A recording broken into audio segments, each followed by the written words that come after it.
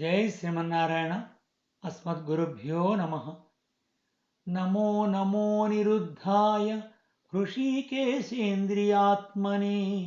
నమః పరమహంసాయ పూర్ణాయ నిభృతాత్మనే. అనిరుద్ధునకు, ఇంద్రియ స్వరూపునకు, ఇంద్రియాధిపతికి, పరమహంసునకు, పరిపూర్ణకు, ఆనంద స్వరూపునకు నమస్కారం. 4th Canto, 24th Chapter, 36th శ్లోక, 36th ప్రేయర్. భగవద్బంధువులారా, శ్రీమద్ భాగవత తత్వదీపిక 3వ స్కందం 10వ పాడ్కాస్ట్లో స్వాగతం. ఇంతవరకు గత కొన్ని పాడ్కాస్ట్ల నుండి విదుర మైత్రేయ సంవాదాన్ని మనం వినుకుంటూ వస్తున్నాం. దానిలో 2 రకాల భాగవత పరంపర ఉందని, ఆ భాగవత పరంపరలో సంకర్షణుడితో సనక సనందాదుల మధ్య జరిగినటువంటి భాగవతం యొక్క క్రమాన్ని వివరిస్తున్నారు. అయితే బ్రహ్మ ఉద్భవించిన తర్వాత 4 వైపులా తను చూడడానికి 4 ముఖాలు అందించాడు. అప్పటికి కూడా తను స్వరూపం ఏమిటి అని తెలియలేక అన్ని వైపులా చూస్తూ తను ఏమీ తెలియకుండా ఉండిపోతున్నాడు. ఆ తర్వాత భాగం ఏంటో చూద్దాం. ఈ తామర పువ్వు ఏదో ఒక దాని యందు ఆధారపడి ఉండవలను కదా. ఈ పద్మమునకు అడుగున ఏది ఆధారముగా ఉన్నదో తెలుసుకొనవలని ఆ తామర పువ్వు నాళములోని కన్నముల గుండా అతడు నీటిలోనికి ప్రవేశించను. నాళము ద్వారా ఎంత క్రిందకు పోయినను దానికి అడుగు ఏదీ కనిపించలేదు. గాఢమగు అంధకారము ఏమీ కనపడకుండా ఆవరించి ఉండెను. ఆ చీకటిలో అతనికి 1000 సంవత్సరములు గడిచెను. కాలమునకు త్రినేమి అని పేరు. ఆ కాలమే చక్రముగా సుదర్శనము అనే పేరుతో స్వామిచే ధరింపబడి ఉండును. అది శరీరధారులకు భయమును గొల్పుచు ఆయువును అంతమొందించుచుండును. అతడు తానుండెడి పద్మమునకు ఆధారం ఎరంగవలని ప్రయత్నముతో ఎంత వెతికినను ఏమీ లభించలేదు. ఆ ప్రయత్నమును మాని మరల తాను వెనక కూర్చున్న తామరపు దుద్దుపైకే వచ్చి చేరను. అతడ కూర్చొని తన ప్రాణవాయువును నిరోధించెను. సమాధిలో మనసు నిలిపెను. ఆ సమాధి ఒక 100 సంవత్సరములు సాగెను. అప్పుడు ఆ బ్రహ్మకు జ్ఞానము కలిగెను. నీటిలో మునిగి దేనిని వెదకవలని ప్రయత్నించినచో అది తన మనస్సులోనే దర్శనమొసంగెను. తాను కూర్చున్న తామర పువ్వు ఎవరిపై ఆధారపడి ఉన్నదో ఆ రూపం అతనికి గోచరమాయెను. తామర తూడు వలె తెల్లని పొడువైన శరీరము గల ఆదిశేషుడు ఆ పురుషునకు పాన్పుగా ఉండెను. ఆ శేషుని పడగలు అతనికి గొడుగు వలె పైన ఆవరించి ఉండగా అతడా శేషశయ్యపై శయనించి ఉండెను. ఆ శేషుని పడగలపై ఉన్న రత్నములచే కాంతులు ప్రసరించి చీకట్లు తొలగింపబడుచుండెను. ఆయన దివ్య దేహము మరకత శిలామయమగు పర్వతం యొక్క సౌందర్యమును త్రోసిరాజను చుండెను. సంధ్యాకాలమందలి పచ్చదనము వ్యాపించిన మబ్బు వంటి పీతాంబరమును దాల్చి ఉండెను.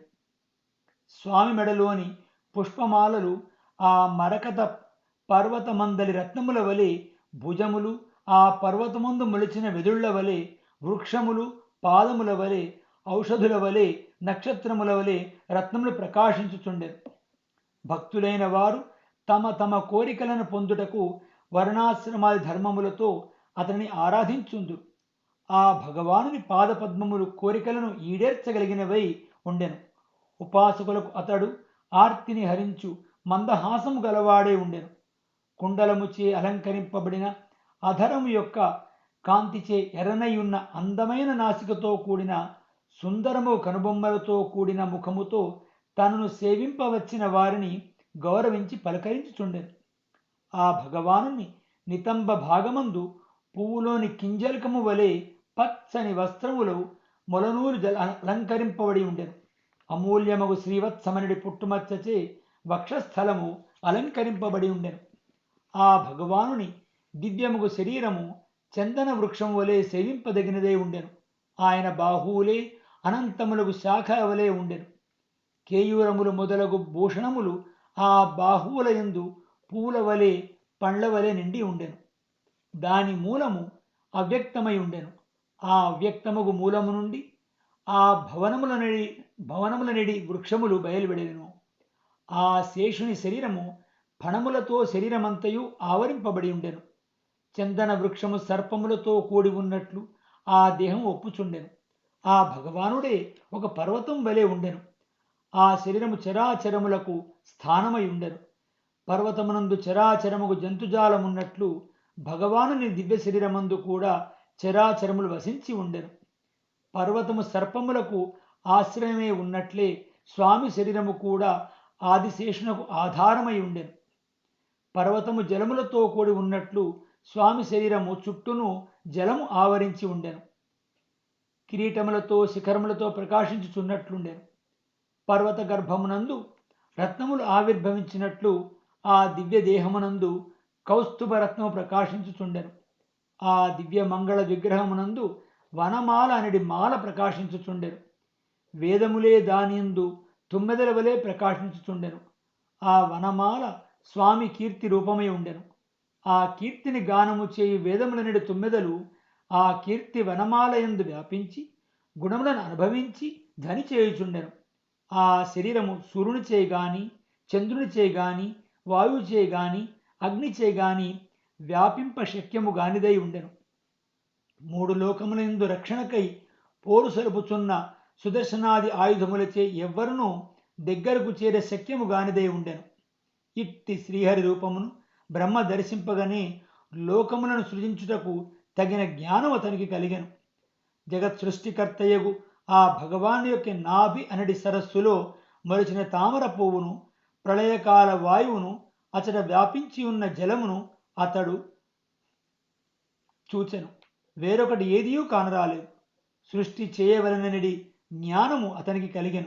సృష్టి చేయుటకు అవశ్యముగు రజోగుణముతో కూడినవాడై గుర్తించుటకు వీలుగాని స్వరూపములు గల పురుషోత్తముని యందు మనసు నిలిపి జగత్కారణముగు భగవానుని ఇట్లు స్తోత్రము చేయనారంభించను. ప్రప్రథమంగా బ్రహ్మ సృష్టి చేయడానికి ముందు చేసినటువంటి స్తోత్రం ఏమిటి, ఎలా తన స్తోత్రం చేశారో మనం తర్వాత పాడ్కాస్ట్లో తెలుసుకుందాం. జై శ్రీమన్నారాయణ. అస్మద్గురుభ్యో నమః.